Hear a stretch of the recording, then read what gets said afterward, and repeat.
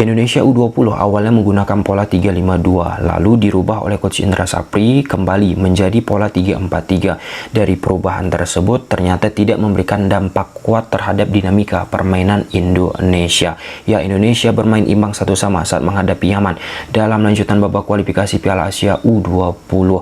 Terlebih dahulu Indonesia ciptakan gol di menit 45 plus perpanjangan waktu ke 1 menit lewat James Raven, assist dari Ragil, lalu disamakan oleh Yaman di menit 45 plus perpanjangan waktu ke 4 menit lewat Al-Qadir, assist dari Adel. Sebelum lebih jauh, aku gak pernah bosan-bosannya untuk ingat ke teman-teman, ketika teman-teman tonton video ini, jangan lupa tekan tombol like-nya. Ya, Indonesia U20 memastikan lolos ke Piala Asia secara otomatis karena berada di peringkat pertama grup. Kita patut mengapresiasi perjuangan kerja keras yang ditampilkan oleh anak asuh Coach Indra Sapri di atas lapangan. Ya, seperti biasa, kita bukan hanya membahas hasil akhirnya, endingnya, tetapi bagaimana konstelasi permainan yang dibuat oleh Coach Indra Sapri di atas lapangan. Poin pertama, teman-teman, dari pertandingan Indonesia menghadapi Yaman, banyak sekali pelajaran yang bisa kita petik jika ingin bersaing lebih kuat, lebih jauh. Nah, selesai pertandingan Indonesia melawan Yaman, Coach Indra Sapri mengeluarkan statement yang tegas bahwasanya di pertandingan ini Yaman dari sisi organisasi permainan lebih baik daripada Indonesia. Selanjutnya, lawan-lawan yang akan dihadapi oleh Indonesia harusnya di atas kertas sejajar ini atau lebih tinggi kekuatannya daripada timnas Indonesia. Oleh karenanya penting akselerasi terhadap permainan Indonesia U20 secara cepat. Nah, Coach Indra juga mengakui individu yang dimiliki oleh Yaman lebih baik saat menghadapi Indonesia U20. Salah satu hal yang paling menonjol bagaimana jarak yang lebar ataupun supporting yang kurang dari pemain-pemain Indonesia pada saat melakukan serangan.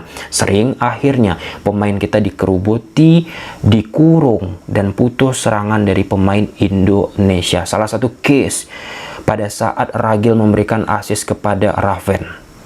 Kita patut mengapresiasi kerja keras Ragil, kerja keras dan klinikalnya Raven, dan berujung sebuah gol. Tetapi jika kita lihat di sekitaran pemain-pemain tersebut, lamban sekali supporting yang muncul. Nah, sehingga akan sangat menyulitkan supporting yang kurang untuk menciptakan permainan one to touch, menciptakan permainan orang ketiga, menciptakan permainan overload yang pada esensinya, kalau kita bicara sepak bola modern sekarang, hal-hal tersebut menjadi salah satu senjata yang coba dioptimalisasikan. Terlebih memanfaatkan juga yang namanya skill individual ataupun kemampuan kualitatif. Jika kita bicara permainan level Asia, level elite, level yang lebih tinggi, teman-teman, kita nggak bisa hanya berharap yang namanya sebuah keberuntungan. Harus ya memanfaatkan permainan dengan organisasi yang baik, kerjasama tim, boleh sesekali bermain individu. Sekelas Real Madrid saja, mereka memiliki individu yang kuat, tetapi mereka kombinasi dengan permainan one to touch, menciptakan orang ketiga, menciptakan overload, nggak hanya berharap yang namanya keberuntungan.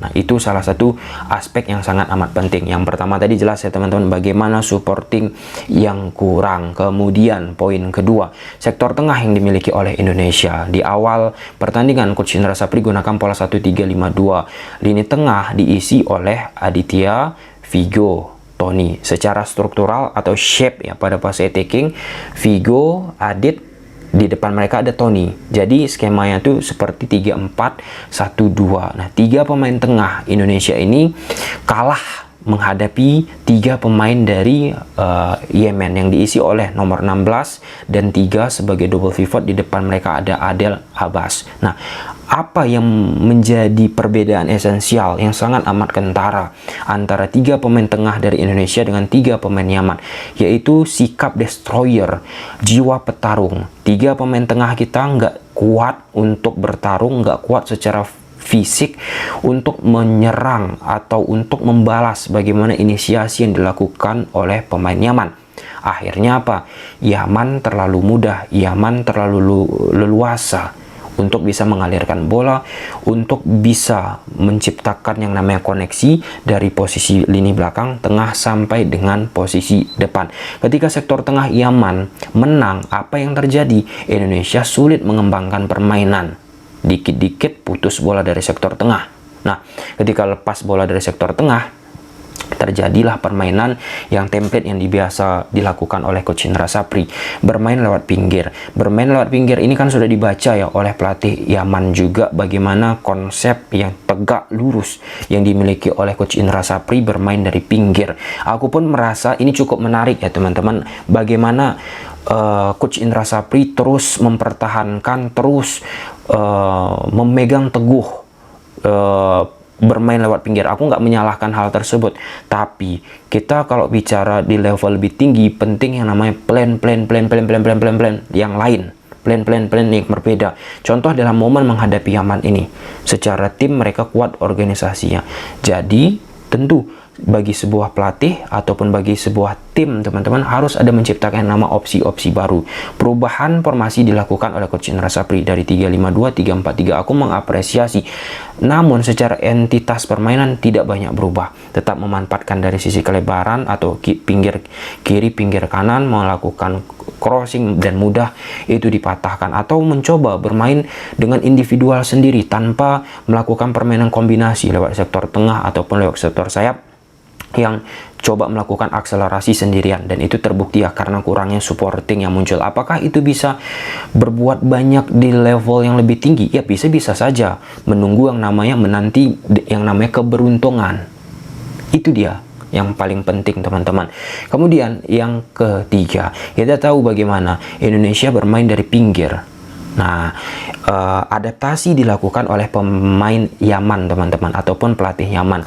Kita tahu kalau misalnya di sektor sebelah kanan, Mufli ataupun di babak kedua Buffon, wingbacknya teman-teman mengisi area tersebut nggak begitu kuat nih, intensitas penekanan, intensitas penyerangan, sehingga nomor 6 ya nggak terlalu ribet lah ya untuk mengantisipasi, nggak terlalu ribet dibuat ya, walaupun ada beberapa inisiasi coba ditekankan, tetapi bagaimana pembacaan yang dilakukan oleh pelatih Yaman ini untuk memblok, mengantisipasi Donny Tripamungkas. Donny Tripamungkas yang bermain di wingback kiri itu membuat akhirnya nomor 20 pemain sayap dari Yaman, Abdul Haidar, melakukan yang namanya track back, mundur ke belakang, membantu fullback kanan nomor 12 dari Yaman teman-teman. Jadi apa? Jadi seolah-olah Yaman ini menggunakan pola 5 pemain di belakang. Jadi fleksibel. Jika serangan itu serangan Indonesia dari samping sebelah kiri, baru pakai 5 back. Tetapi ketika tidak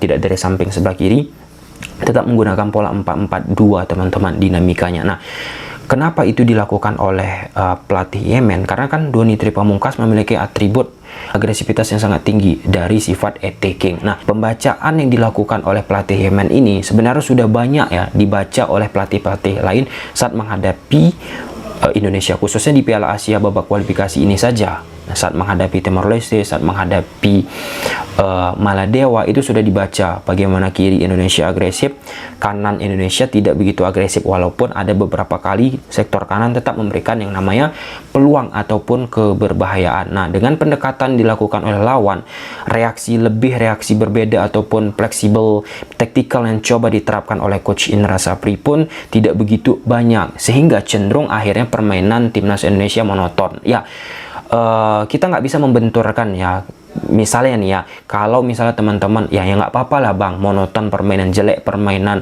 gerasak gerusuk permainan, yang penting kan lolos Piala Asia ataupun memenangkan pertandingan dengan konsep bermain sepak bola yang prima ataupun yang ideal. Nggak bisa kita benturkan. Kita masing-masing menghormati yang namanya sebuah filosofi, sebuah prinsip dari seorang pelatih. Tapi kita kan berharap ini level timnas kita untuk bisa bersaing lebih. Saat menghadapi Yaman saja dengan konsep permainan Indonesia yang ditampilkan kan kesulitan, itu diakui. Plus bagaimana stamina fisik yang dimiliki oleh Indonesia pun mempengaruhi akhirnya Bagaimana jarak antar ini, gap yang lebar, transition tidak prima teman-teman. Dan terkhusus bagaimana mudah sekali ini pemain-pemain Yaman diberi keleluasaan untuk melakukan yang namanya tendangan dari luar kotak penalti. Nah, Yaman memang mereka melakukan pressing yang menyulitkan Indonesia. Mereka sangat amat agresif permainannya, sangat cepat progresif pasnya teman-teman. Tetapi Yaman ini mengalami kesulitan untuk masuk ke area box kotak penalti dari Indonesia. Cenderung ketika mereka sulit untuk masuk teman-teman, mereka mengoptimalisasi long range shooting, melakukan tendangan dari luar kotak penalti. Itu beberapa kali jelas membahayakan Indonesia, tetapi di babak pertama dibiarkan tanpa ada melakukan yang namanya blocking. Nah, di babak kedua dengan berubah menjadi pola 3-4-3, 5-4-1 secara bertahan, jarak antara lini belakang, lini tengah teman-teman coba dirapatkan dengan harapan nggak lebar gapnya, maka di situ akan sulit pemain Yaman melakukan tendangan dari luar kotak penalti. Dan itu tercipta teman-teman, berbanding terbalik di babak pertama 5-3-2 ketika defensif, 3 pemain tengah kita kewalahan bagaimana melihat kecepatan bertarung dari lini tengah yang dimiliki oleh pemain Yaman. Secara balancing sulit untuk diseimbangkan. Nah, menghadapi negara-negara lain di Piala Asia nanti, ini menjadi sebuah cerminan ya bagi Coach Indra Sapri juga. Oh, seperti ini nih kekuatan kita. Tentu harus bagaimana Coach Indra Sapri memutar ya, dan Donny Tri Pamungkas bilang kita harus berkembang. Aku sepakat teman-teman, dengan gaya permainan seperti ditampilkan sekarang ini bakalan sulit untuk bisa berbicara banyak dengan target masuk ke Piala Dunia U20. Nah, jadi Donny Tri Pamungkas dengan statementnya aku rasa kita sepakat ya bagaimana perkembangan harus terus dilakukan, bukan hanya terhadap pemain tetapi terhadap dinamika perubahan dari Coach Indra Sapri. Apakah Coach Indra Sapri tidak berubah, tidak dinamis terhadap perkembangan sepak bola perihal taktikal? Aku rasa Coach Indra Sapri pun ada beberapa elemen-elemen yang ia berubah ataupun beradaptasi dengan perubahan zaman sekarang. Dulu-dulu Coach Indra Sapri idealis banget dengan sistem 4-3-3-nya, long pass, ataupun bermain dari pinggir lagi ya ujungnya teman-teman. Tetapi sekarang perubahan terus dilakukan oleh Coach Indra Sapri menggunakan pola 3-5-2, 3-4-3 dan beberapa pendekatan yang lainnya. Jens Raven ya ini kembali menunjukkan performa yang sangat amat gemilang, dan kita lihatlah bagaimana perkembangan timnas Indonesia selanjutnya. Dan ya akselerasi sekarang ini ya harus dimiliki oleh timnas kita teman-teman. Secepat mungkin, sekilat mungkin bisa berubah, seperti bagaimana pandangan orang melihat timnas Indonesia senior teman-teman.